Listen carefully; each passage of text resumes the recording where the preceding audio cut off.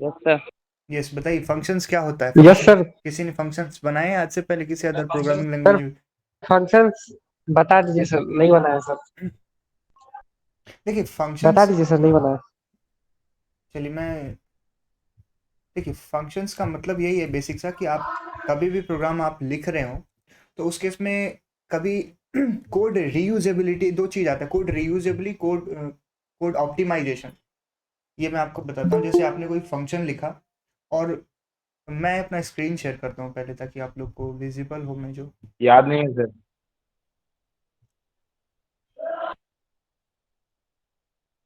1 second.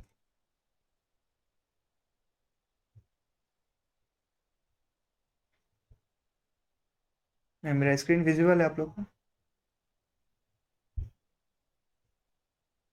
हम्म,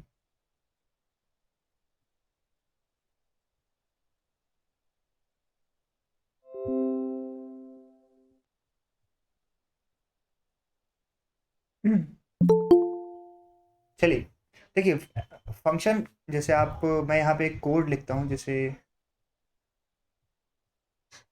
मैं थोड़ा सा इसको एक बेसिक सा आपको डेमो बताता हूँ। जैसे मैं मेरी स्क्रीन विजुअल है, बताइए थोड़ा। और आपकी रिस्पॉन्स ना मैं जब बोल देता हूँ उसके 10 सेकेंड बाद आती है, तो प्लीज़ बताइए कि मेरे तरफ से कोई नेट इशू है या फिर कुछ।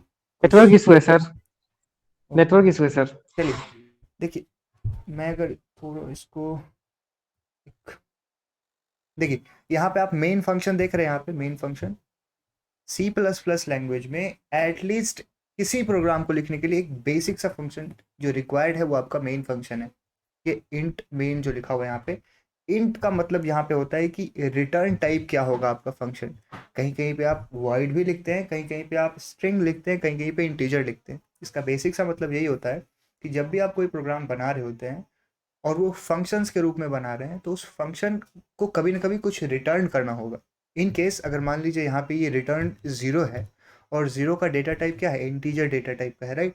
अगर मान लो आपने कोई फंक्शन बनाया जिसका आपको रिटर्न करना है फॉर एग्जांपल फ्लोट, तो आप उस केस में इस रिटर्न टाइप की जगह पे फ्लोट लिखोगे क्योंकि आपका फंक्शन रिटर्न कर रहा होगा फ्लोट की वैल्यू को। ये हो गया रिटर्न टाइप, यानी पहला जगह जो लिखा हुआ है इंटीजर, विच बेसिकली मीन्स कि ये फंक्शन इस इंटीजर नाम की इंटीजर टाइप की वैल्यू को रिटर्न कर रहा होगा। नेक्स्ट ये मेन फंक्शन है। मेन का मतलब है कि मेन एक नाम है, फंक्शन का नाम। 1 सेकेंड।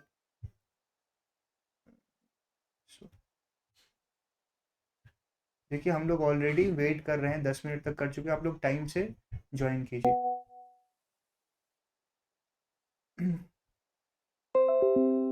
अदरवाइज मैं आप लोग की एंट्री अभी से बैन कर दूंगा, क्योंकि अब 10-20 मिनट बाद आप ज्वाइन करेंगे तो फिर बीच सेशन में क्या होगा फायदा। इसलिए इससे मुझे भी डिस्टर्बेंस होती है। 10 मिनट का टाइम आपको देते हैं ज्वाइन करने के लिए। आप लोग को पता है सेशन का टाइमिंग क्या है, तो प्लीज़ उसी टाइम पे ज्वाइन कीजिए। चलिए आते हैं फंक्शन नेम पे। ये रहा फंक्शन मेन का, जो मेन यहाँ पे लिखा हुआ है इसका नाम है फंक्शन नेम, ठीक है। उसके अंदर अब बेसिकली मेन फंक्शन है तो मेन फंक्शन यहाँ पे कुछ नहीं ले रहा होगा। अब जब अदर फंक्शन आप बनाएंगे तो उस केस में यहाँ पे डेटा टाइप और पैरामीटर लिखा होता है। डेटा टाइप और पैरामीटर का मतलब है कि फंक्शन कभी कभी आपको कुछ इनपुट देने होंगे फंक्शन के अंदर। उस केस में आप इनपुट में मान लो कि आपने एक सम नाम का फंक्शन बनाया जो कि दो वेरिएबल को ले रहा है और दोनों वेरिएबल का जो सम है उसको प्रिंट कर रहा है। तो उस केस में आपको दो वेरिएबल को इनिशियलाइज कर देना है वहाँ पे, और जब आप कॉल करोगे तो वो दोनों वैल्यूज उस फंक्शन के अंदर चली जाएंगी।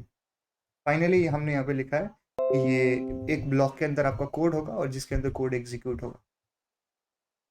ठीक है, तो अभी के लिए मैं इस कोड को यहाँ से रिमूव करता हूँ और आते हैं एक बेसिक सा फंक्शन डिज़ाइन करने पे, जिसपे हम एक दो चीज़ आपको मैं और बता दूं कि फंक्शन का दो तरह के फंक्शंस होते हैं C plus plus programming language में, जिसको दो कैटेगरी में डिफाइन किया गया है। पहला फंक्शन होता है जिसको हम लाइब्रेरी फंक्शन कहते हैं। अब लाइब्रेरी फंक्शन का मतलब हो गया कि ऐसे फंक्शंस जो लाइब्रेरी में स्टोर्ड हों। अब लाइब्रेरी कहने का मतलब कि सी प्लस प्लस की लाइब्रेरीज है ना, जैसे आई स्ट्रीम है और भी लाइब्रेरीज अवेलेबल हैं।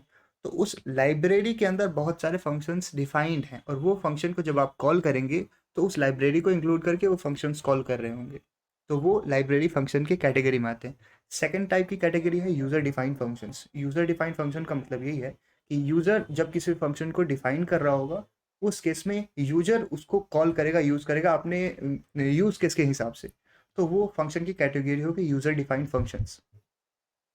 बेसिक सा मतलब क्या हुआ कि फंक्शंस हम यूज़ कर रहे हैं कोड को रीयूजेबिलिटी के लिए। अब मान लो कि आपको एक प्रोग्राम में यूज़ करना है। अब जैसे मान लो आप वेबसाइट पे जाते हो, और वेबसाइट पे जाते हो आप देखते हो कि जब भी आप किसी फॉर एग्जांपल कोई वेबसाइट पे गए, तो मान लो फेसबुक पे गए, तो फेसबुक पे आप अपना अकाउंट क्रिएट करके और फिर वहाँ पे डेटा बनाते हो, डेटाबेस बनाते हो, आपका डेटाबेस कॉल हो गया, और जब भी आप फेसबुक पे लॉगिन करते हो तो आपको वेलकम योर नेम करके या फिर वेलकम दिस यूज़र करके अगर मान लो आता है, तो उस केस में क्या होगा कि अगर फेसबुक को हर बार वही फंक्शन डिफाइन करना पड़े बार बार बार, ताकि मतलब मान लो कि वेलकम योर नेम करके मैसेज आपको हर बार डिफाइन करना पड़े फेसबुक के वेबसाइट पे, तो इससे क्या हुआ कि कोड तो, अब फेसबुक इतनी बड़ी वेबसाइट है, उस पर millions of user her time पे काम कर रहे हैं, तो टाइम कितना ज़्यादा लग जाएगा उनको हर बार नया फंक्शन डिफाइन करना फिर कॉल करना। तो इस केस में कोड रीयूजेबिलिटी की जगह पे आपको फंक्शन डिफाइंड है, उसको वहां से कॉल किया, this function will return welcome plus your name as a string, तो उस केस में वो फंक्शन कॉल हो गया। सेकंड चीज है कि कोड ऑप्टिमाइजेशन। अब मान लो कि आपका नाम जो है वो फेसबुक में एक बार में एक जगह पे तो नहीं दिखेगा, आपका नाम आपके फ्रंट पेज पे दिखेगा, आपका सेटिंग्स के माई प्रोफाइल पेज पे दिखेगा, आपके फ्रेंड्स के पेज पे दिखेगा। तो जिस जिस जगह पे आपका नेम वाला जो फंक्शन है वो कॉल हो रहा होगा, वो ऑप्टिमाइज करेगा ताकि आपका फंक्शन बार बार नया नया टाइम से डिफाइन होके कॉल ना हो। डिफाइन होके कॉल करने का मतलब कि एक बार आपने फंक्शन डिफाइन किया, वो ठीक है, अब क्या किया कि आपने उसको अपने डेटाबेस में स्टोर कर लिया फंक्शन को, बार बार वो कॉल होगी, बट उसका केवल नाम कॉल होगा, पूरी डेफिनेशन वहाँ पे डिफाइन नहीं होगी। ये कोड ऑप्टिमाइजेशन के केस में आता है। फंक्शन हमने देख लिया कि दो तरह के होते हैं, जैसे लाइब्रेरी फंक्शन में सब जब आप वो लाइब्रेरी यूज़ करेंगे उसमें मैथमेटिकल फंक्शंस में मैथ लाइब्रेरी में यूज़ होता है, सील कॉस एक्सपोनेंशियल फंक्शंस वो सब होते हैं यूजर डिफाइंड फंक्शन और लाइब्रेरी फंक्शंस, ये है। फंक्शन का बेसिक आपने स्ट्रक्चर देख लिया कि फंक्शन क्या होता है। तो एक बेसिक सा फंक्शंस बनाते हैं यहाँ पे जिसमें हम टू सम करेंगे। जैसे मैं यहाँ पे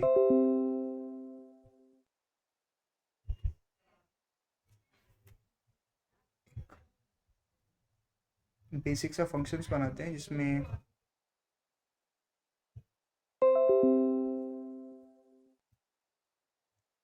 हमारा फंक्शन का जो रिटर्न टाइप होगा वो रिटर्न करेगा इंटीजर वैल्यू। सम करेंगे तो सम में हमारे पास दो वेरिएबल होंगे, दो वेरिएबल का सम रिटर्न करेगा, राइट। तो इंटीजर टाइप की वैल्यू होगी इसमें। अब सेकंड जो स्ट्रक्चर मैं यहाँ पे स्ट्रक्चर आपको पेस्ट कर देता हूँ ताकि स्ट्रक्चर आपके पास विजिबल हो। यहाँ पे देखिए ये रहा स्ट्रक्चर।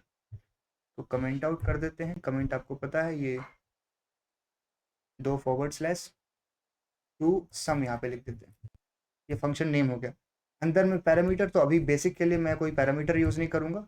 यहाँ पे अब मैं यूज़ कर रहा हूँ एक वेरिएबल। मान लो कि ए में मैंने 67 इनिशियलाइज़ किया है और बी में मैंने इनिशियलाइज़ किया है 56। तो ए और बी में अब, और मुझे रिटर्न क्या करना है, ए प्लस बी। तो बेसिक इसको रिटर्न ना करके मैं यहाँ पे एक मैसेज दे देता हूँ यूज़र को, ताकि मुझे रिटर्न वाला केस भी आपको बताऊंगा, बट अभी के लिए मैं यहाँ पे लिख देता हूँ to sum of A plus B equals to A plus B, right. मैं यहाँ पे इंटीजर लिखा हूँ और मैं रिटर्न नहीं कर रहा हूँ। तो इन केस अगर मैं यहाँ पे लिख रहा होता कुछ यहाँ पे जैसे return like A plus B, right, ऐसे करके लिख रहा होता, तो इस केस में ये इंटीजर वाली केस वैलिड थी।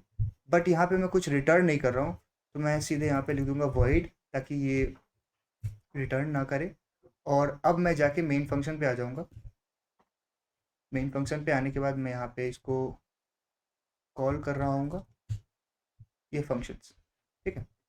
देखिए बेसिक सा काम हमने किया है, एक फंक्शन बनाया, फंक्शन में दो वेरिएबल इनिशियलाइज किए हैं, और वेरिएबल इनिशियलाइज करने के बाद उसको मैसेज को प्रिंट कर रहे हैं यहाँ पे जिसमें ए और बी का सम होगा। तो सेम काम करते हैं। अब हम मेन फंक्शन पे जाते हैं, इसको कंपाइल करते हैं, कंपाइल करके देखते हैं कि हमारा प्रोग्राम कंपाइल होता है 100%।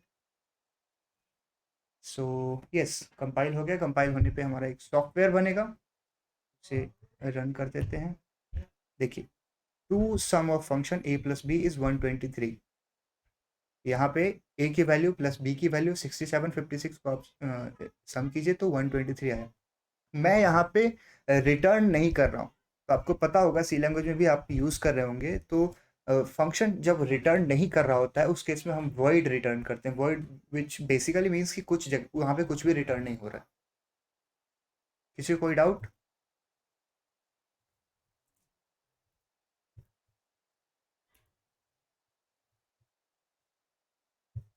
मैं इस फाइल को कॉपी कर लेता हूँ इनटू दिस फंक्शन वन, और मैं प्रोग्राम वाले में इस फंक्शन वन को पेस्ट कर देता हूँ। Yes, anyone has any doubt?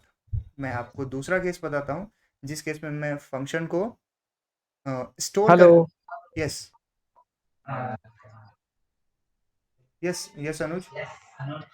वो सर जैसे यहाँ पे वाइड दिए हैं हम्म। तो ये रिटर्न नहीं कर रहा है। इससे पहले वाला जैसे बनाते थे तो उसमें रिटर्न 0 लिखते थे, हाँ, वो केस तो मैं आपको उस बताता हूँ। टाइम तो इंट मेन रहता था।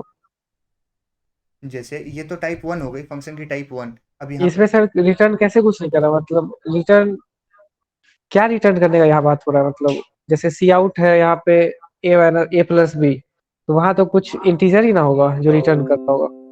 नहीं नहीं, ये इंटीजर रिटर्न नहीं कर रहा है। जैसे मान लो कि इसको कमेंट आउट करते हैं, ठीक है, यहाँ पे, और ये वाला कोड जो है मैं यहाँ पे कॉपी करता हूँ, और इस पूरे कोड को अगर मैं ऐसे कमेंट कर दूँ, और मैं यहाँ पे इसको भी कमेंट कीजिए, यहाँ पे मैं वर्ड लिखता हूँ, और अभी के लिए मैं इसको भी कमेंट करता हूँ और यहाँ पे पेस्ट कर देता हूँ,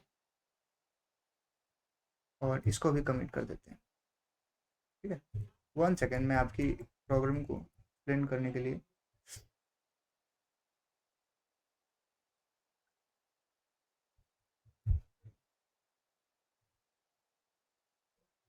वन सेकेंड।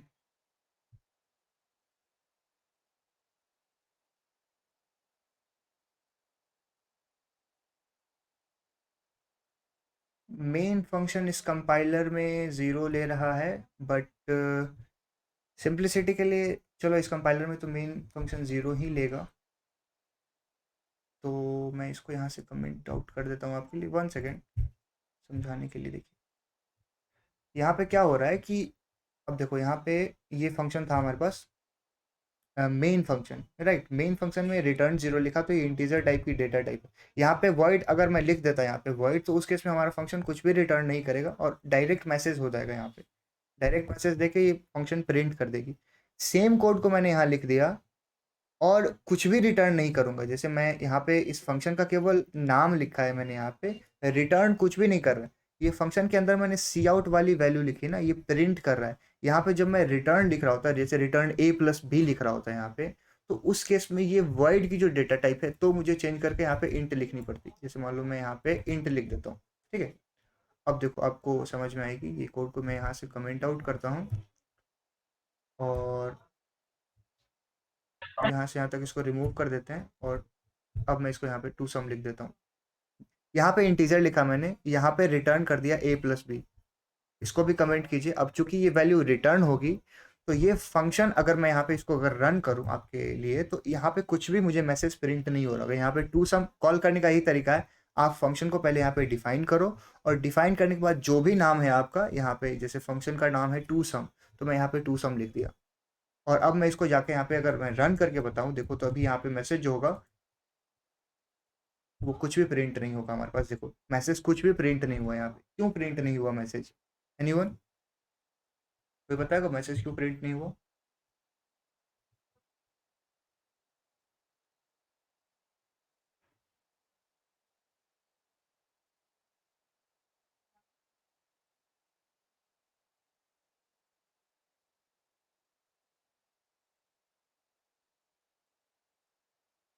प्लीज़ रिस्पॉन्ड कीजिए, मेरी आवाज़ आ रही है तो। अदरवाइज मुझे लगेगा कि आप लोग सेशन अटेंड नहीं कर रहे हैं। I asked you a question कि यहाँ पे फंक्शन नहीं यस। पता सर। नहीं पता ना? देखो यहाँ पे क्या हो रहा है कि फंक्शन रिटर्न कर नहीं। रहा है, लेकिन रिटर्न की वैल्यू आप प्रिंट नहीं कर रहे हो कहीं पे। प्रिंट नहीं करने का मतलब ये है कि ये फंक्शन मैंने कॉल कर दिया, अब फंक्शन कॉल करके कुछ वैल्यू रिटर्न करेगा ना, तो ये वैल्यू कहीं पे स्टोर करनी पड़ेगी हमें वैल्यू, और उसके बाद उस वैल्यू को आप प्रिंट करो। तो आपकी वैल्यू जो है वो प्रिंट होगी। अदरवाइज आप यहाँ पे जैसे मैं मानता हूँ यहाँ पे डायरेक्ट इस फंक्शन की वैल्यू को प्रिंट करने के लिए इस फंक्शन को प्रिंट फंक्शन में डाल के प्रिंट करना होगा। अब डाल के करने प्रिंट करने का मतलब कि जैसे मैं यहाँ पे लिख देता हूँ the sum of A plus B is equal to this. अब मैं अगर इसको प्रिंट करूँ यहाँ पे, जैसे अब मैं इसको सेव कर देता हूँ और अब जब ये सेम कोड को रन करता हूँ यहाँ पे, तो अब देखो ये message sum of A plus B is 123 print कर रहा है। पिछले वाली केस में क्या था कि ये फंक्शन केवल और केवल कॉल हो रहा था, कॉल होने के बाद वैल्यू रिटर्न करेगा और रिटर्न कहीं ना कहीं यूज होनी चाहिए, रिटर्न का वैल्यू कहीं ना कहीं प्रिंट होना चाहिए। तो यूजुअली हम क्या करते हैं फंक्शन के केस में कि एक नया वेरिएबल बना देते हैं, जैसे मान लो सम, और उस केस में जो टू सम फंक्शन उसको कॉल किए और कॉल करने के बाद वैल्यू जो है उसमें स्टोर कर दी। अब यहाँ पे ये जो वैल्यू है देखो यहाँ पे अगर मैं इसमें सम यहाँ पे लिख देता हूँ तो अब क्या होगा कि अब ये वैल्यू जो है यहाँ पे सम वेरिएबल की प्रिंट होगी, जो कि बेसिकली टू सम की वैल्यू है, सम में स्टोर हो रही है, स्टोर होने के बाद प्रिंट हो रही है। तो यहाँ पे अगर मैं इसको दोबारा लिखूँ तो ये sum of A plus B is equals to 123 print हो गया। ये अनुज आपका डाउट क्लियर हुआ? ये रिटर्न कर रहा है जीरो, रिटर्न जीरो का मतलब यही था यहाँ पे कि यस सर। सी आउट की वैल्यू केवल प्रिंट हो रही थी, रिटर्न कुछ भी नहीं कर रहा था। यहाँ पे अगर आप रिटर्न करोगे तो आपको रिटर्न वाले में सम की वैल्यू जो है वो लिखनी पड़ेगी स्टोर करके। Yes, anyone has any yes sir, doubt? समझ गए।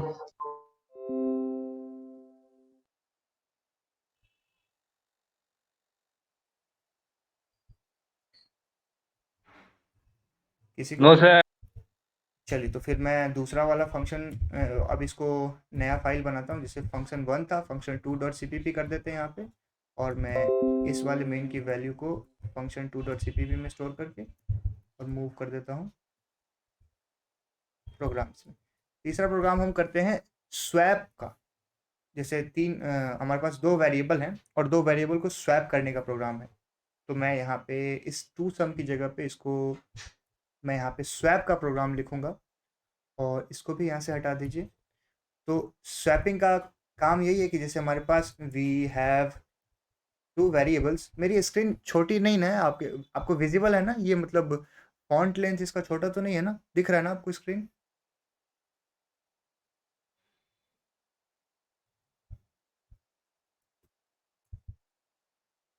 दिख रहा है सर। चलिए, हमारे पास दो वेरिएबल है ए और बी। उस दोनों वेरिएबल में कुछ यस सर। वैल्यूज स्टोर्ड होंगी। जैसे मान लो ए में 5 है, बी में 10 है, तो मुझे बी में 10 स्टोर करना है और ए में 5 स्टोर करना है। चलो मैं पहले यहाँ करके देता हूँ, देखता हूँ बेसिक फंक्शन में है। तो मैं यहाँ पे आपको लिखता हूँ एक इंट वेरिएबल, उसमें मैं स्टोर करता हूँ 7, और एक वेरिएबल लेता हूँ बी, उसमें मैं स्टोर करता हूँ मान लो 10। तो मुझे स्वैप करना है वैल्यू। कैसे स्वैप करेंगे? आप लोगों ने फंक्शंस पढ़ा है, थोड़ा बहुत प्रोग्रामिंग पढ़ा है, उस केस में हमें किस तरीके से इसको मतलब वैल्यू को स्टोर करना, चेंज कर चेंज करना पड़ेगा यहाँ पे, ए की वैल्यू बी में और बी की वैल्यू ए में। बहुत तरीके हो सकते हैं।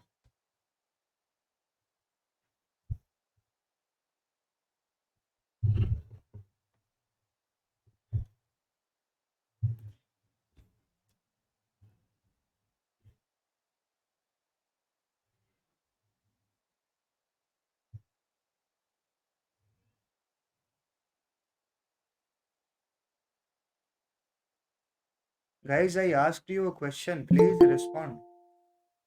मैं आपकी विंडो को देख नहीं पा रहा हूँ, तो इतना तो रिक्वेस्ट कर सकता हूँ कि आप लोग रिस्पॉन्ड कीजिए सेशन में। बताइए स्वैप के लिए क्या करना पड़ेगा हमें, क्या वेरिएबल? अब सब चाह रहे हो कि मैं ही बताऊँ, कुछ तो रिस्पॉन्ड करो आप। सर एक और वेरिएबल लेना होगा। यहाँ पे अब जैसे 1 सेकेंड, मैं थोड़ा ड्राई रन वाले सेशन पे जाता हूँ ताकि आपको स्क्रीन दिखा पाऊँ।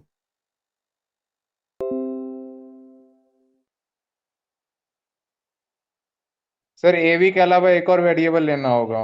एक वेरिएबल सर उसको मतलब वैल्यू उसको देना होगा, फिर सर सी का वैल्यू बी को देना होगा। चलो मेरी स्क्रीन विजुअल है आपको? जैसे मैं यहाँ पे इंटीजर लिखा,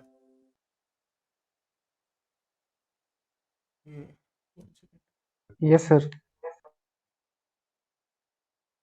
मैं यहाँ पे इंट में ए लिया हूँ 5 और इंट के बी में ले लेते हैं 10। तो आप कह रहे हो कि एक नया वेरिएबल बनाना पड़ेगा, ये कह रहे हो एक टेम्पोररी वेरिएबल बना लेते हैं। टेम्पोररी वेरिएबल में कुछ भी स्टोर कर देते हैं स्टार्टिंग में, या फिर कुछ नहीं स्टोर करते हैं स्टार्टिंग के लिए, क्योंकि ये कह रहे हो ना आप। Yes sir. चलो एक यहाँ पे हमने वेरिएबल बना लिया टेम्पोररी। अब क्या करना होगा, अब अप्रोच क्या होगा? ये पहला स्टेप में हमारे पास वेरिएबल है, तीसरे स्टेप में हमारे सर पास इसको जीरो से इनिशियलाइज कर देंगे सर।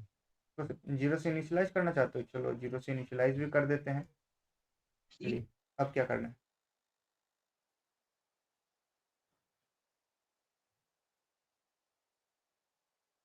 यस बताइए, अगला स्टेप बताइए। आपको स्वैप का प्रोग्राम दिया, बेसिक सा प्रोग्राम में क्या करना होगा स्टेप्स?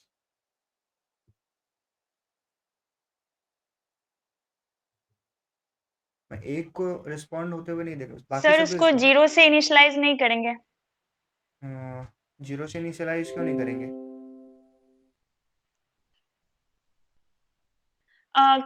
सर हम लोग जो तीसरा वेरिएबल लिए हैं उसको उसमें एक ही वैल्यू स्टोर करेंगे। अच्छा चलो यहाँ पे इनिशियलाइजेशन नहीं मतलब करते हैं। टेम्प इज इक्वल टू ए।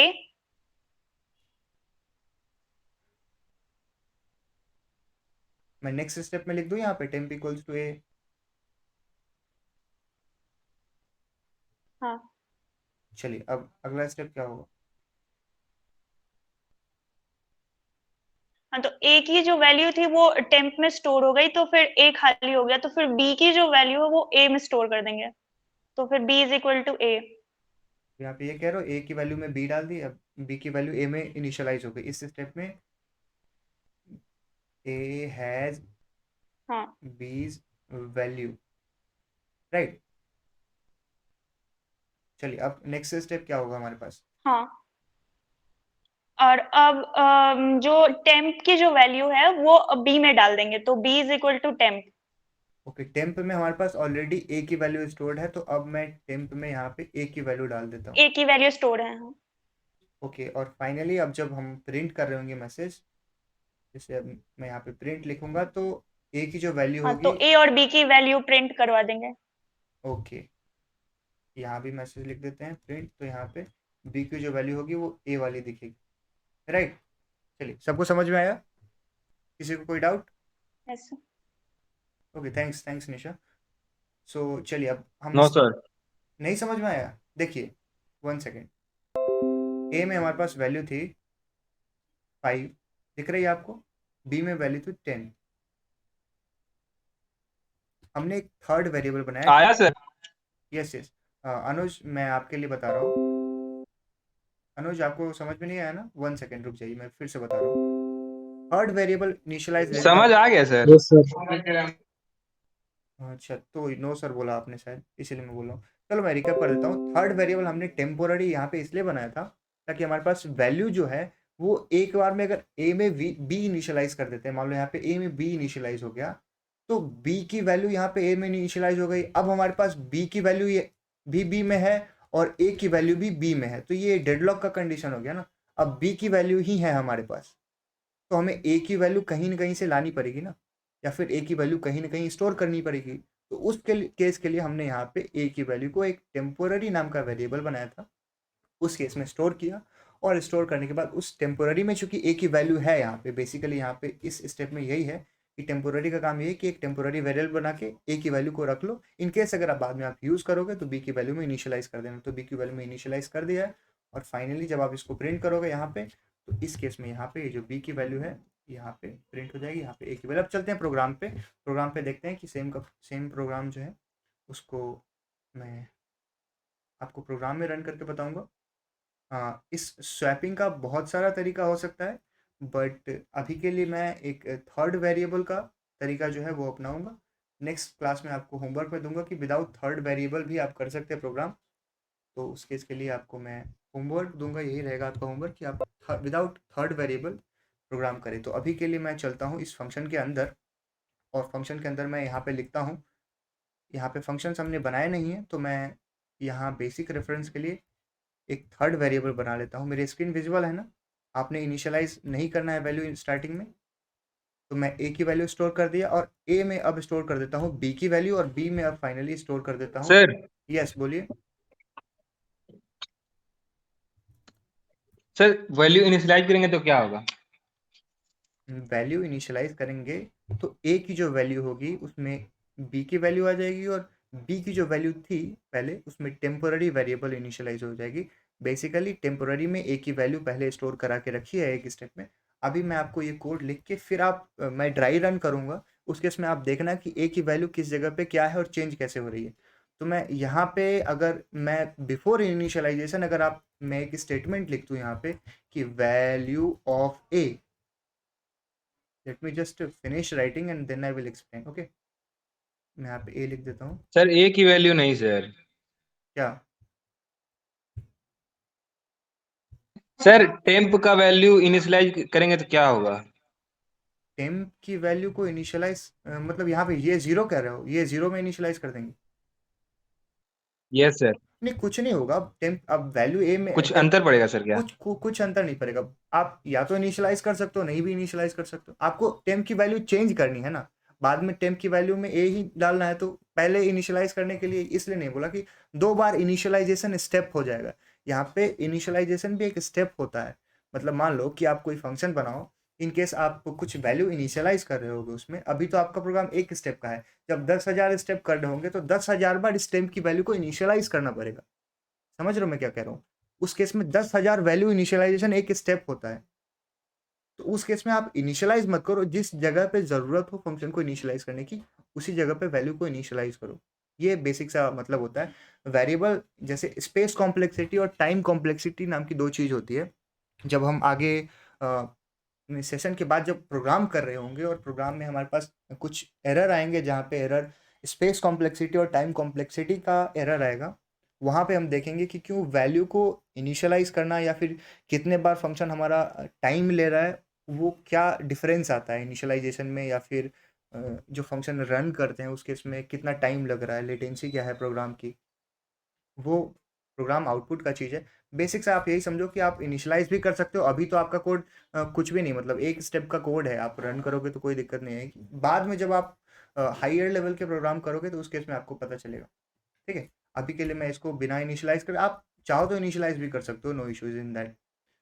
तो मैं यहाँ पे वैल्यूज ऑफ ए और बी पहले प्रिंट कर रहा हूँ, और चूंकि हमारे पास प्रिंट होने के लिए एक ही ठीक है। लाइन में ये प्रिंट हो जाएंगे, तो मैं यहाँ पे चाहता हूँ कि एक एंडल में यहाँ पे लिख देता हूँ ताकि ये जो आपका वैल्यू है वो न्यू लाइन में प्रिंट हो। राइट, और सेम चीज़ मैं यहाँ पे कॉपी कर लेता हूँ और इसके बाद लिख देता हूँ यहाँ। ठीक है, और रिटर्न 0 तो हमने लिख ही रखा है। ये फंक्शन का बेसिक सा कोड है, और मैं यहाँ पे इसको रन करता हूँ। राइट, आ जाते हैं इसमें, रन कीजिए। देखिए पहले ए की वैल्यू 7, दूसरे में बी की वैल्यू 10, बाद में जब हमने चेंज किया है वैल्यू तो ए की वैल्यू 10 और बी की वैल्यू 7। अब मैं इसको थोड़ा ड्राई रन करके आपको बता देता हूँ कि किस स्टेप पे क्या चेंज आ रहा है वैल्यू को।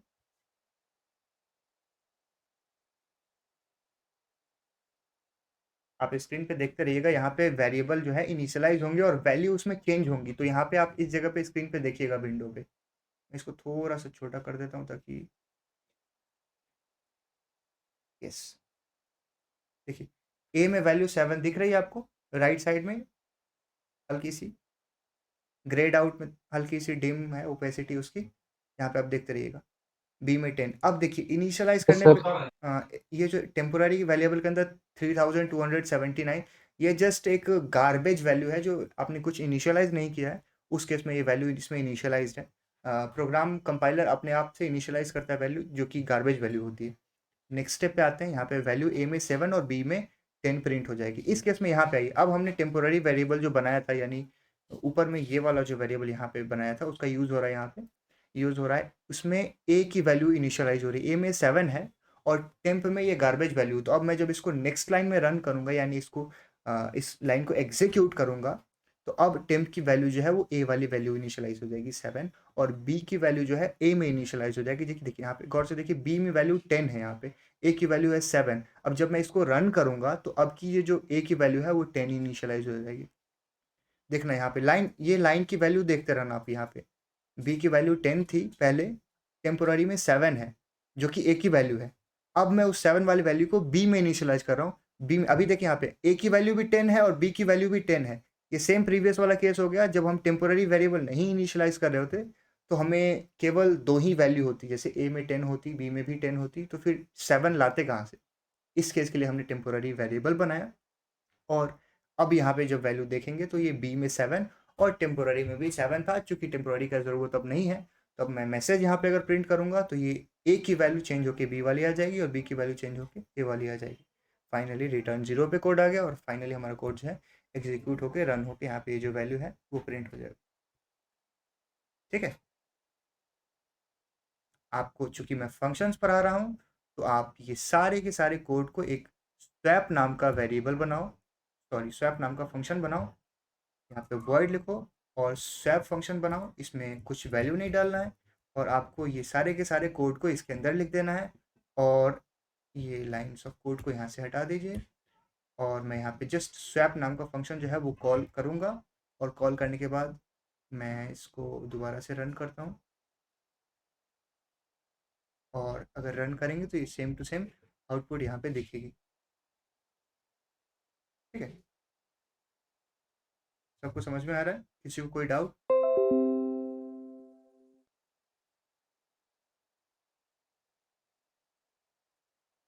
प्लीज रिस्पॉन्ड कीजिए। किसी को कोई डाउट? मैं इसको यहाँ पे फंक्शन नो सर। 3.cpp नाम का फोल्डर बनाता हूँ और इसमें सेव कर देते हैं, कॉपी कर देते हैं main.item का फंक्शन 3 में। मैं इस फंक्शन 3 को प्रोग्राम्स में मूव कर देता हूँ ताकि आपको शेयर कर दूंगा। मुझे डेट के हिसाब से सेव करना चाहिए था, चलिए कोई नहीं, मैं सेव कर दूंगा, शेयर कर दूंगा बाद में। अब एक बेसिक सा कॉन्सेप्ट आता है जिसमें अक्सर लोगों को कन्फ्यूजन होती है, वो है कॉल बाय वैल्यू और कॉल बाय रेफरेंस। कोई बताएगा ये टर्म जो है कॉल बाय वैल्यू और कॉल बाय रेफरेंस का मतलब क्या है?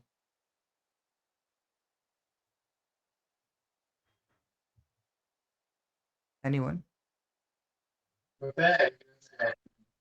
नहीं पता सर। किसी को नहीं पता?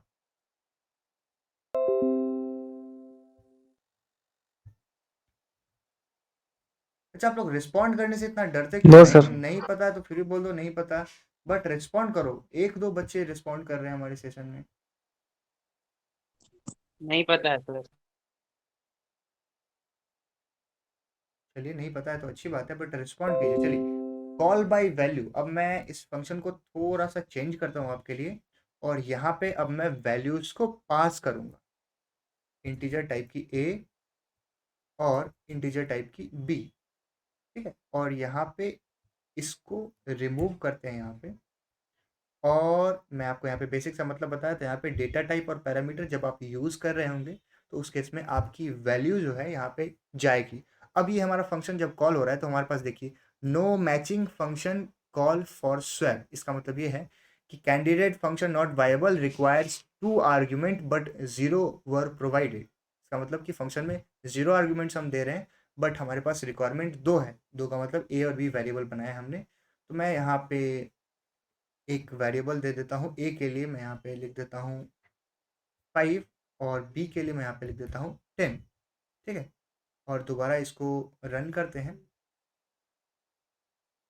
5 और 10 और 10 और 5 प्रिंट हो गई। इस केस में यहाँ पे जो वैल्यू पास हो रही है, it is actual value not the reference. मैंने लिखा है यहाँ पे it is actual value not the reference. देखिए, there are 2 ways to pass value और data to a function in C++ language और any like C language as well, जिसमें call by value और कॉल बाय रेफरेंस होता है। इस case में हमने वैल्यू को पास किया है। वैल्यू का मतलब ये है कि a की जो वैल्यू थी वहाँ पे वो मैंने पास किया, b की वैल्यू जो है वो मैंने पास किया। अगर मान लो कि मैं यहाँ पे एक a वेरिएबल बना लेता हूँ, उसमें 5 लिख देता हूँ और एक b वेरिएबल बना लेता हूँ, वहाँ पे 10 लिख देता हूँ, और यहाँ पे a और b में, यहाँ पे देखो ग्रेड आउट में लिख रहा है a5 b10, तो मैं यहाँ पे a और b लिख देता हूँ। ठीक है, देखो a की वैल्यू यहाँ पे पास हो रही है और b की वैल्यू यहाँ पे पास हो रही है इस फंक्शन के अंदर। ये ए और बी की एक्चुअल वैल्यू पास हो रही है। अब इस केस में क्या होगा कि अगर मैं यहाँ पे एक स्टेटमेंट लिखूँ, ठीक है, चाहे मैं इसको यहाँ से कॉपी पेस्ट कर लेता हूँ, ठीक है, यहाँ पे देखो,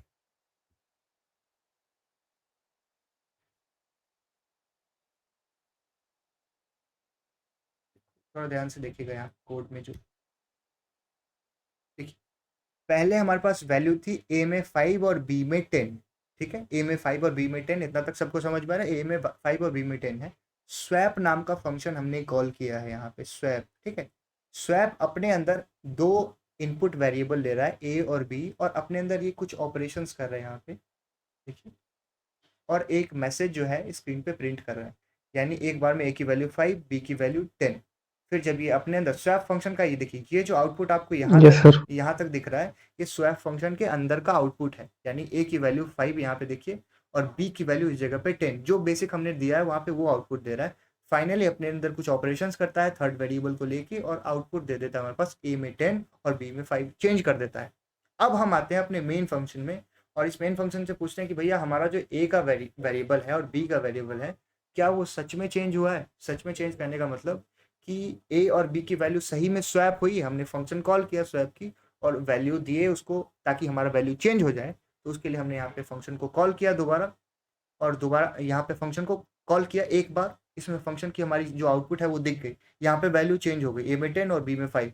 लेकिन इस मेन फंक्शन के अंदर जब हम दोबारा ए और बी की वैल्यू प्रिंट कर रहे हैं, तो हमें पता चल रहा है कि ए में जो वैल्यू पहले थी यानी 5, और बी में जो वैल्यू पहले थी 10, वही प्रिंट हुई है यहाँ पे। ये डिफरेंस आपको पता चले, ए और बी की वैल्यू चेंज नहीं हुई है इस जगह, ओरिजिनल वैल्यू रिटेन की है ए और बी ने। समझ में आ रहा है आपको। Yes sir. चलिए, अब मैं इसको चाहता हूँ कि इस वैल्यू को यहाँ पे चेंज कराना, यानी ए की वैल्यू जो है वो भी चेंज हो जाए और बी की वैल्यू भी चेंज हो जाए। उस केस के लिए हमें एक जो कॉन्सेप्ट, अभी ये जो पहला वाला है ये कॉल बाय रेफरेंस है, मैंने यहाँ पे लिख लिया। जब आप अपने प्रोग्राम को दोबारा रन करोगे अपने इन पे, मैं यहाँ पे लिख देता हूँ कॉल बाय रेफरेंस, ठीक है, कॉल बाय रेफरेंस है यहाँ पे, sorry sorry sorry sorry sorry sorry guys, call by value है, माय बैड। यहाँ पे कॉल बाय वैल्यू में हम एक्चुअल वैल्यू पास कर रहे हैं। यहाँ पे रेफरेंस, रेफरेंस जब मैं आपको बताऊंगा नेक्स्ट में, वो एड्रेस होती है, उस वेरिएबल का एड्रेस हम पास कर रहे होते हैं उस केस में, तो वो एड्रेस पास करते हैं। तो मैं इसको, ये आपको समझ में आ गया ये वाला प्रोग्राम कॉल बाय वैल्यू।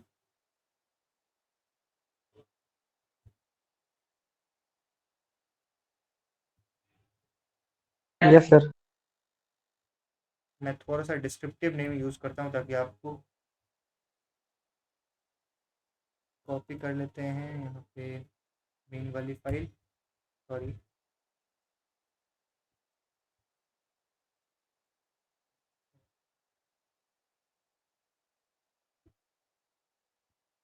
चलिए अब आते हैं कॉल बाय रेफरेंस। यहाँ पे हमने थोड़ा सा चेंज करना है। चेंज यहाँ पे ये करना है कि अब एक्चुअल वैल्यू को ना पास करके एक एड्रेस पास करते हैं। एड्रेस पास करने के लिए मैं थोड़ा सा एड्रेस का कॉन्सेप्ट आपको बता देता हूँ। एड्रेस क्या होता है, आपने टेम्पोररी वेरिएबल के अंदर कुछ वैल्यू प्रिंट हुआ था ना, राइट, आपने देखा था टेम्पोररी वेरिएबल के अंदर जब हम टेम्प नाम का ये फंक्शन बना रहे थे तो इसमें कुछ गार्बेज वैल्यू थी 3000 समथिंग। Yes sir. चलिए 1 सेकेंड, मैं आपको इस स्क्रीन को मैं थोड़ा सा इसको रिमूव कर यस देता हूँ सर। और आते हैं अपने वो क्विक नोट वाले पे, ताकि गार्बेज वैल्यू का कॉन्सेप्ट, सॉरी गार्बेज वैल्यू तो नहीं, रेफरेंस का कॉन्सेप्ट आपको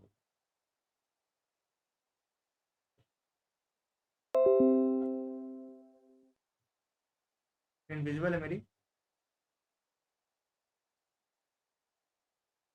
यस सर। मैं कुछ यहाँ पे यस सर। Yes sir. एक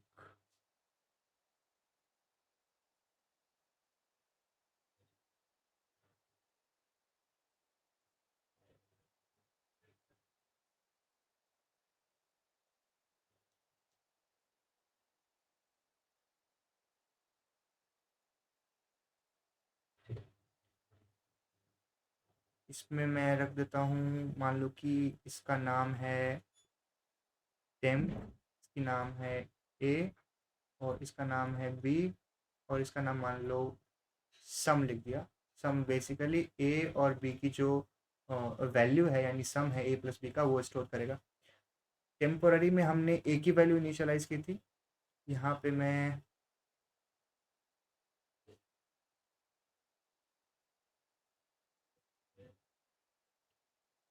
यहाँ पे लिख देता हूँ एड्रेस। देखो, हमारे पास वेरिएबल जो बनते हैं, उस वेरिएबल को हमने कुछ वैल्यू इनिशियलाइज कर दिया। हमने मान लो टेम्प में मैंने ए की वैल्यू लिख दी, यहाँ पे ए की वैल्यू, ए में यहाँ पे मैंने 5 लिख दिया, बी में यहाँ पे 10 लिख दिया, और सम की वैल्यू क्या होगी, 5 + 10, ये 15 होगी। तो हमारे पास एक मेमोरी ब्लॉक होता है, memory block, right. Memory block का मतलब ये है कि हमारे पास रजिस्टर होंगे, उसमें स्टोर होगा वैल्यू।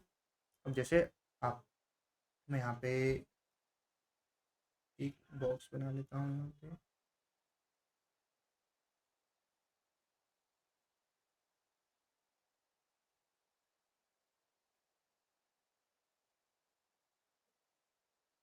देखिए, ये आपके पास स्टोरेज है। स्टोरेज का मतलब अभी कुछ वेरिएबल हैं, आपने इनिशियलाइज करने हैं, आपके पास खाली जगह अवेलेबल है।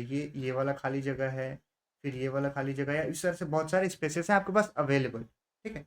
आपने एक टेम्प नाम का वेरिएबल बनाया, तो टेम्प नाम का वेरिएबल में ये इस जगह पे एक वैल्यू, ये एड्रेस ब्लॉक है। एड्रेस ब्लॉक को आप समझो कि ये आपका जैसे घर होता है ना एड्रेस, वैसे ये एड्रेस है इस जगह का।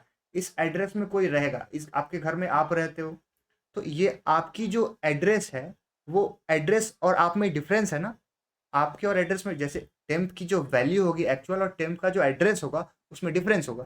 तो यहाँ पे इसको मैं मान लेता हूँ, ये जो है, ये पहला वाला ब्लॉक, ये टेम्प का एड्रेस है, राइट। ये मेमोरी ब्लॉक है, इसमें टेम्प का एड्रेस है, ये पहला वाला ब्लॉक, ये ब्लॉक नंबर 1। अब मान लो कि दूसरा वाला ब्लॉक मैंने ए है, तो ये ए वाला ब्लॉक का एड्रेस है, ठीक है। ए वाला ब्लॉक का एड्रेस है, ये बी वाला ब्लॉक का एड्रेस है, और ये वाली जगह जो है रैंडमली, अब स्पेस ऑर्गेनाइज्ड फॉर्मेट में, इस जगह पे ए, इस जगह पे बी, इस जगह पे सी, ऐसा नहीं होगा, रैंडमली। अब क्योंकि स्टार्टिंग में टेम्पोररी में कुछ नहीं है, तो इस जगह पे क्या होती है कि स्टार्टिंग में ये गार्बेज वैल्यू होती है, GARBAG, गार्बेज वैल्यू, ठीक है। ये गार्बेज वैल्यू जब आप टेम्पोररी को प्रिंट कर रहे थे, तो आप देख रहे थे कि ये गार्बेज वैल्यू प्रिंट कर रहा था, 3000 समथिंग, या फिर कोई भी नंबर ले सकते हैं यहाँ पे।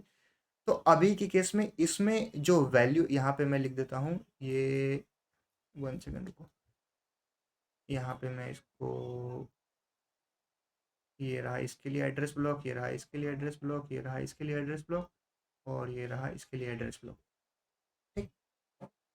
यहाँ पे मैं लिख दे, ये एड्रेस ब्लॉक, ठीक है, और ये रहा एक्चुअल वैल्यूज़, ठीक है। देखिए, और ये रहे हमारे वेरिएबल नेम, वेरिएबल्स, ठीक है। इतना तक दिख रहा है आप लोग को? स्क्रीन विजिबल है ना? छोटा तो नहीं है स्क्रीन? देखिए, ए में जो वैल्यू थी, हाँ, तो यस, सर दिख रहा। चलिए, यस सर। ए में हमारे पास वैल्यू है 5, बी में हमारे पास वैल्यू है 10, सम में वेरिएबल है A+B का 15। यहाँ पे एड्रेस ब्लॉक है, ये पूरा, ये जो है, इसको आप ऐसे समझो कि ये आपकी पूरी, जैसे SD कार्ड है ना, वैसे ही समझो, ये आपकी SD कार्ड है, लेकिन ये एक्चुअल ऑपरेटिंग सिस्टम की मेमोरी होती है, रजिस्टर्स होती है, उसमें आपकी वैल्यू जो है, जैसे रैम है ना, वो रैम समझो इसको ये रैम एड्रेस में यहाँ पे लिख देता हूँ, रैम ADDRESS, ठीक है।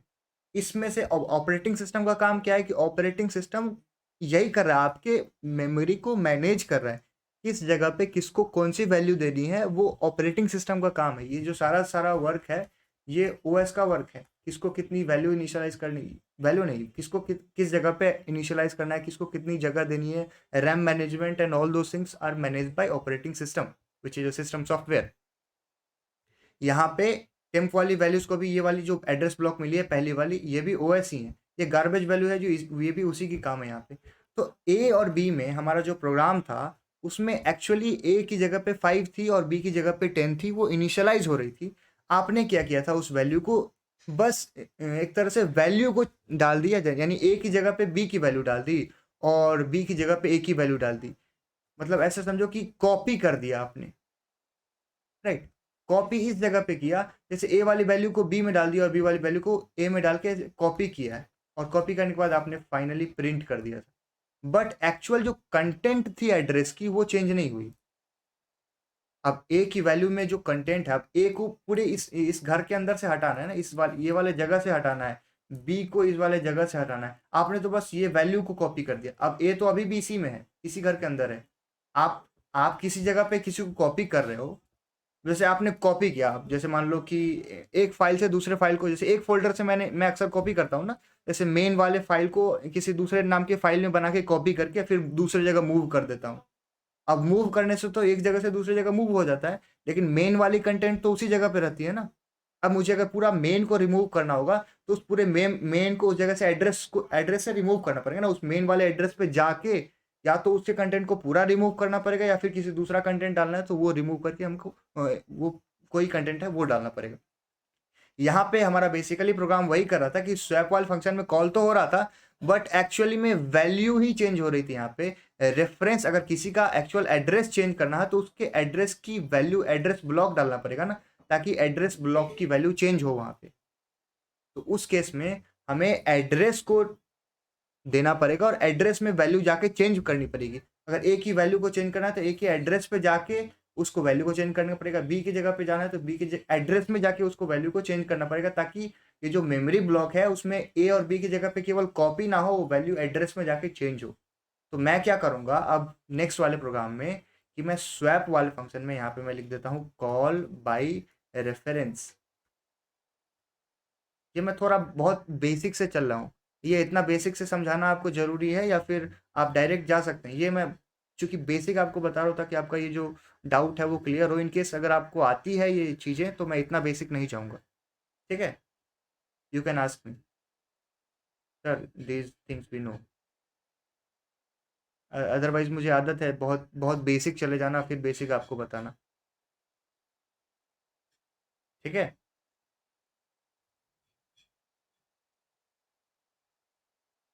बताऊँ या नहीं बताऊँ? चलो अब मैं अब डायरेक्ट प्रोग्राम पे ही चले जाता हूँ।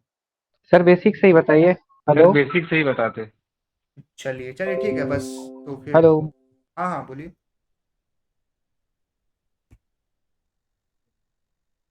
बोलो बोलो। बता दीजिए।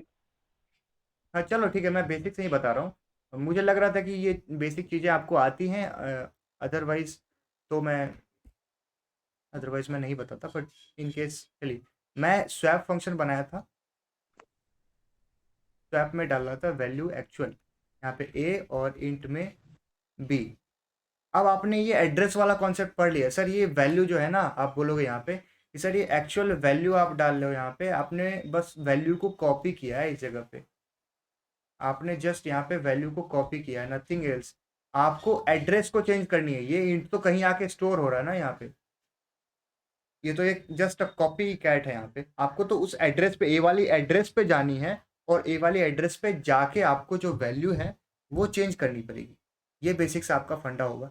तो आप क्या लिखोगे कि एड्रेस का लिखने का तरीका थोड़ा सा अलग होता है और एक्सेसिंग का भी तरीका थोड़ा सा अलग होता है।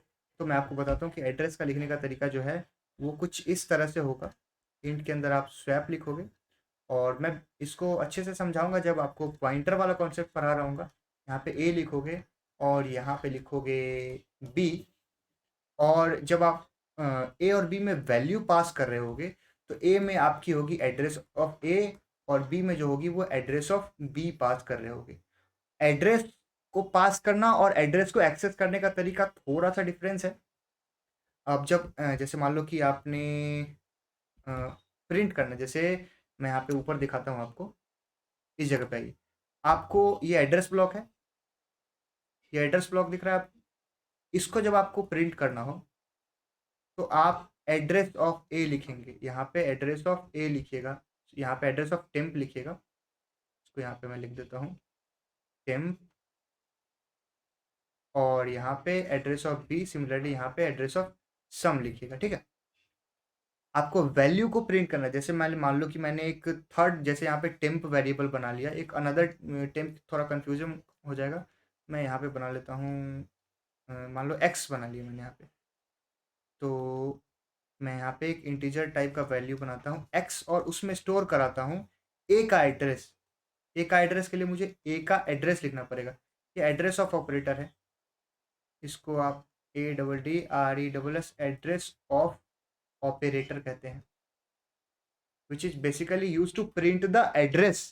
ठीक है, ये जब ये जो ब्लॉक का एड्रेस है, उसको अगर आपको एक्सेस करना है, देखना है कि ये ब्लॉक का एड्रेस का नाम क्या है, ये ऑपरेटिंग सिस्टम ये जो ब्लॉक एड्रेस है उसको प्रिंट करना हो, तो आप एड्रेस ऑफ लिखेंगे। थोड़ा सा मुझे एस लिखने का ऐसा है, आप देख लेना। अब आपने ये इनिशियलाइज कर दिया एड्रेस। एड्रेस को इनिशियलाइज करने का ये तरीका है, एड्रेस और बगल में उस वेरिएबल का नाम लिख दिए। ठीक है, अब आपको ये प्रिंट करनी है वैल्यू। तो आप एड्रेस में अगर वैल्यू को इनिशियलाइज करोगे तो आपको डी रेफरेंस करना पड़ेगा। यहाँ पे आप रेफरेंस कर रहे हो, रेफरेंस। रेफरेंस का मतलब ये होता है कि उस वैल्यू में उस एड्रेस को इनिशियलाइज कर रहे हो, यहाँ पे रेफरेंस होता है। और अगर मान लो आपको एक्चुअल वैल्यू प्रिंट करनी है उस ए की जो एक्चुअल कंटेंट है, अब ये तो मान लो आपने एक्स में क्या है, अभी क्या है, बेसिकली एक्स में क्या एड्रेस ऑफ स्टोर है यहाँ पे जैसे मान लो कि ए की एड्रेस थी, यहाँ पे कुछ भी रही होगी, मान लो कि ये एड्रेस वाला ब्लॉक में मान लो कि 32AB। ठीक है, मैं ये एड्रेस ब्लॉक मान रहा हूँ इसको। तो एक्स में अभी क्या स्टोर्ड है, यहाँ पे एक्स में अभी क्या स्टोर्ड है, मैं पेन चेंज कर लेता हूँ यहाँ पे। हाँ, ये देखो, यहाँ पे देखो एक्स में अभी क्या स्टोर्ड है, यहाँ पे बताइए एक्स में क्या स्टोर्ड है, ए की एड्रेस, ये वाली एड्रेस ब्लॉक है, एक्स में ए वाली एड्रेस स्टोर्ड है। ठीक है, ये एड्रेस स्टोर करने का तरीका यही है, ऐसे लिखते हैं एड्रेस। एड्रेस आप ऐसे लिख दो, एस समझ लेना, मुझे थोड़ा लिखने में नहीं हो रहा। एस ऑफ ए लिख दिया यहाँ पे। एक्स में अब ये एड्रेस है, अब आपको एक्स के अंदर जो वैल्यू है उसको प्रिंट करना है। ठीक है, प्रिंट करना है मतलब एक्चुअल वैल्यू को प्रिंट करना है, तो आपको स्टार एक्स लिखना पड़ेगा। इनिशियलाइज करना है वैल्यू को, एड्रेस को, तो ये लिखना पड़ेगा। और इस एक्चुअल वैल्यू एक्स के अंदर जो है उसको एक्सेस करना है, तो उसको आप उसके लिए आपको डी रेफरेंस करना पड़ेगा। आपने यहाँ पे रेफरेंस किया, यहाँ पे आप डी रेफरेंस कर रहे हो, तो ये डी रेफरेंसिंग ऑपरेटर और ये रेफरेंसिंग है। ठीक है, ये मतलब समझ में आया आपको बेसिक सा? किसी को कोई डाउट है इसमें? पूरा जो हमने बताया ब्लॉक एड्रेस से लेके अभी तक, किसी को कोई डाउट? No sir. चलिए, राइटिंग में थोड़ा सा खिचपिच हो गया, तो आप को अगर है डाउट तो आप पूछ सकते हैं, otherwise we will move to code so that we can check that sir address आपने कॉपी पेन पे तो बता दिया, बट एक्चुअली क्या होता है कि प्रोग्राम कॉपी पेन पे ड्राई रन ईजी हो जाता है, प्रोग्रामिंग सेक्शन में थोड़ा इशू आ जाता है, तो हम कोड को वहाँ पे रन करके चेक कर लेते हैं और चेक करके देखते हैं। मैं स्क्रीन को ये रिमूव कर देता हूँ ताकि आप कोडिंग वाले जगह पे चले जाएं। तो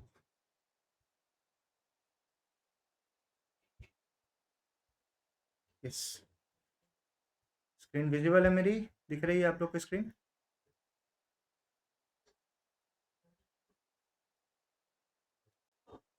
okay, you want me to copy paste or type the code? Yes sir, चलिए, मैं आपके लिए मैं बस कॉपी पेस्ट कर दीजिए सर। थोड़ा सा टाइम लगेगा, चलो नहीं, मैं कॉपी पेस्ट नहीं करता हूँ, मैं आपके लिए थोड़ा सा मेहनत कर ही लेता हूँ,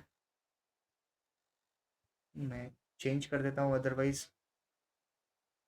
देखो यहाँ पे एरर आ रहा है क्योंकि यहाँ पे वैल्यू जो है वो एक ही मुझे स्टोर करनी है। तो मैं क्या किस तरीके से बताया था आपको वैल्यू स्टोर होगी, बताइए एनीवन? Star, right? यहाँ भी हमें स्टार लिखना पड़ेगा। ठीक है, और अब मुझे वैल्यू को भी चेंज करना पड़ेगा। चेंज करने का मतलब कि अब मैं टेम्पोररी तो बना लिया यहाँ पे, अब टेम्पोररी में क्या है, टेम्पोररी वेरिएबल में कुछ भी नहीं, तो मुझे चेंज करके वैल्यू डालनी पड़ेगी। एक्स में एक्सेस करने का तरीका क्या होगा, यहाँ पे ए में यहाँ पे बेसिकली स्टोर्ड है क्या, एक एड्रेस, किसकी? तो ये वाली ए की एड्रेस स्टोर्ड है, ये वाली ए की एड्रेस है। यहाँ पे बी, यहाँ वाला जो बी है उसमें क्या स्टोर्ड है, ये वाले बी की एड्रेस। ठीक है, नाम में कंफ्यूजन तो नहीं हो रहा आप लोग को? तो मैं इस जगह पे एक्सेस करने के लिए वैल्यू को डी रेफरेंस करूंगा, जो डी रेफरेंस आपको वहां पे बताया है, ठीक है? आप डी रेफरेंसिंग समझ रहे हैं ना? यहाँ पे भी मुझे चूंकि अब वैल्यू को हर जगह पे जहां जहां ये जो वैल्यू है उसे मुझे डी रेफरेंस करना पड़ेगा। यहाँ पे अब देखो ये स्टार है और यहाँ पे टेम्प लिखने की, यहाँ पे इसको डी रेफरेंस करने की जरूरत नहीं है। क्यों नहीं है जरूरत यहाँ पे टेम्प को डी रेफरेंस करने की? एनीवन?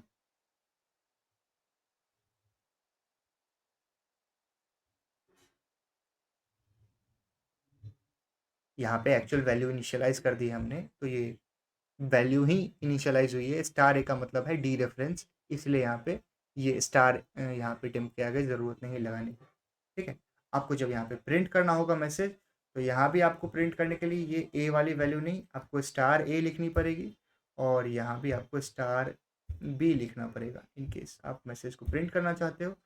और मैं चाहता हूँ कि हमारा ये जो कोड है, if everything is working fine, यहाँ पे ए और बी में स्टार लगाने की ज़रूरत नहीं है, क्योंकि मैं यहाँ पे तो केवल एक्चुअल ए और बी की वैल्यू प्रिंट कर रहा हूँ। तो मैं जाऊँगा अपने कोड पे और मैं यहाँ पे इसको रन करता हूँ। और इन केस अगर अब आप वैल्यू चेक करें और वेरीफाई करें, तो आप चेक करके बताइए कि क्या एक्चुअल वैल्यू चेंज हुई है या नहीं हुई। इससे पहले क्या हो रहा था, यहाँ पे देखिए हमने ए और बी की वैल्यू प्रिंट की, ए में 5 थी, बी में 10 थी। मेरा एक्चुअल जो वर्क था वो ए में 10 इनिशियलाइज हो और बी में 5 इनिशियलाइज हो। यहाँ पे स्वैप वाला फंक्शन तो इनिशियलाइज करके चेंज उस वक्त भी कर दे रहा था, बट मेन वाले फंक्शन में जो इसकी एड्रेस है उस पर चेंज नहीं हो रही थी वैल्यू लास्ट टाइम। तो इस बार अब चूंकि value call by reference use कर रहे हैं, तो अब देखिए ए में 10 और बी में 5 इनिशियलाइज हो गया। यहाँ पे मैं कॉल बाय वैल्यू को कॉल बाय रेफरेंस लिख देता हूँ। चलिए, किसी को कोई डाउट अभी तक? बट फॉर आपके डाउट क्लियरेंस के लिए मैं एक बार इसको नो सर। यहाँ पे ड्राई रन कर देता हूँ। आप थोड़ा यहाँ पे नहीं लिखता हूँ मैं, ड्राई रन करने के लिए यहाँ से शुरू करता हूँ और मैं ड्राई रन कर दूंगा, आपकी सारी डाउट क्लियर हो जाएगी। बस एकदम ध्यान से देखना इस जगह पे ड्राई रन पे ये जो वैल्यू है वो किस जगह पे कैसे इनिशियलाइज हो रही है, कैसे फंक्शन कॉल हो रहा है, और उसके बाद आप मुझसे डाउट पूछ सकते हो, ठीक? यहाँ पे ए और बी में 5 और 10 है इनिशियलाइज, ठीक है? स्वैप फंक्शन कॉल हो रहा है, ए और बी की वैल्यू प्रिंट कर रहा है। अब यहाँ पे मैं ये तो डायरेक्ट प्रिंट हो गया, तो मैं चाहता हूँ कि आपकी यहाँ से ड्राई रन शुरू हो इस केस में यहाँ, ताकि ए और बी की जो वैल्यू है वो भी आपको दिखे किस तरह से चेंज हो रही है। देखो यहाँ पे ए और बी में यहाँ से आप देख सकते हो ये एक ए में एक कुछ गार्बेज वैल्यू है 0xc करके। ये गार्बेज वैल्यू नहीं है एक्चुअली, ये एक एड्रेस है। जब भी 0x से कोई वैल्यू अगर सी प्लस सब सब प्रोग्रामिंग लैंग्वेज में एड्रेस को रेफरेंस करने का तरीका अलग अलग है। मेमोरी ब्लॉक का जो एड्रेस है वो 0x करके ही इनिशियलाइज होता है, तो उसको आप ऐसे ही समझो। ए और बी में एक्चुअल वैल्यू इनिशियलाइज नहीं है, यहाँ पे एक एड्रेस इनिशियलाइज है। यहाँ पे टेम्प में कुछ नहीं है, तो बाई डिफॉल्ट ये 0 है। अब मैं इसको इनिशियलाइज करता हूँ, जैसे अब अभी के केस में यहाँ पे देखो, अभी इस केस में टेम्पोररी में 5 इनिशियलाइज हो जाएगी, डी रेफरेंस हो रहा है यहाँ पे। ए में जो भी वैल्यू थी कॉल बाय रेफरेंस के तहत ए में ये एड्रेस था, उसमें मैं उसको डी रेफरेंस किया। अब डी रेफरेंस करने के बाद टेम्प में 5 है। अब यहाँ पे देखो अब वैल्यू चेंज हो गई, यहाँ पे चूंकि एड्रेस ही आपको दिख रही है, तो अगर मैं आपको थोड़ा सा यहाँ पे डिफरेंस करके बताऊँ तो आप ध्यान से एकदम थोड़ा गौर से देखना। ए में एड्रेस थी 0x514, देखो यहाँ पे ए में एड्रेस है, थोड़ा एड्रेस को ध्यान से देखो, 514 7FFC3C, ठीक है? यहाँ पे ए में लास्ट में C3C देखना है, यहाँ पे C3C दिख रहा है। अब मैं यहाँ पे वैल्यू को चेंज कर दिया हूँ, यहाँ पे बी की वैल्यू यहाँ पे देखो ध्यान से, वैल्यू यहाँ पे चेंज हो रही है। अब मैं इसको जब नेक्स्ट लाइन पे करूंगा तो ये बी वाली वैल्यू भी चेंज हो गई, वो एड्रेस वहां से उसमें उसके अंदर जो कंटेंट था वो बी के अंदर चला गया। फाइनली ए और बी की जो एड्रेस है वो देखिए चेंज होके, सॉरी कंटेंट वहाँ पे जो ए वाले ए के एड्रेस थी वो चेंज होकर उस बी में इनिशियलाइज हो गई, और बी में वैल्यू जो थी वो ए में इनिशियलाइज हो गई। जब फाइनली आप सी आउट पे आते हो तो ए की वैल्यू 10 और बी की वैल्यू 5, यहाँ पे वैल्यू कंटेंट चेंज हो गई इसी जगह पे, इस 2 लाइन पे। फाइनली ए की वैल्यू 10, यहाँ पे देखिए ए की वैल्यू 5, यहाँ पे बी की वैल्यू 10। मैं अगर इसको रन करूँ, ये रिटर्न वाला फंक्शन, एक फंक्शन का एंड हो गया इस जगह पे। और अगर मैं इसको फाइनली रन कर देता हूँ तो यस, देखिए यस फाइनली ए में भी, यस ए में 5 है, बी में 10 है, ए में 10 है, बी में 5 है, और ए और बी की वैल्यू चेंज हो गई। चलिए ठीक है, आप देख लिए ए और बी की वैल्यू। मैं इसको थोड़ा बड़ा कर देता हूँ। देखिए ए बी की वैल्यू चेंज हो गई। Sorry it took time. A और बी की वैल्यू, कॉल बाय वैल्यू और कॉल बाय रेफरेंस समझाने में थोड़ा टाइम लगा, बट आपको डाउट क्लियर हो गया ना? रेफरेंस, एड्रेस, मेमोरी ब्लॉक, कैसे इनिशियलाइज हो रहा है, वैल्यू कैसे कॉल हो रहा है, ऑल दोज थिंग्स क्लियर ना? किसी को कोई डाउट है तो आप पूछ सकते हैं। Yes sir. सबको क्लियर है ना? सर चलिए अब मैं इसको फाइनली इसको कॉपी पेस्ट कर लेता हूँ। आपका आज का आई थिंक छठा प्रोग्राम है, function 6 call by reference dot cpp is not recognised. Sorry guys, मैं नया आइटम को ऐड करूँगा यहाँ पे, कॉपी कर दूंगा यहाँ से मेन वाली फाइल को फंक्शन कॉल बाय रेफरेंस में, और मैं मूव कर देता हूँ इस फाइल को, क्योंकि फंक्शन है प्रोग्राम्स में, आपको शेयर कर दूंगा सारे प्रोग्राम्स। ठीक है, चलिए किसी को कोई डाउट, एनीवन?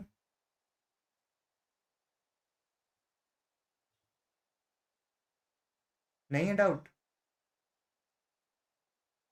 No sir. चलिए thank you guys, thank you for joining the session. Otherwise आपको डाउट नहीं तो आज का सेशन नो एंड सर। करते हैं। चलिए thank you, good night everyone, good night.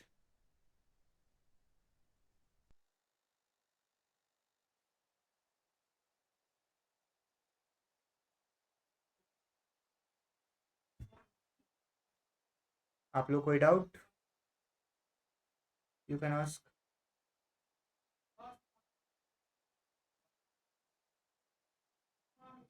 Good night.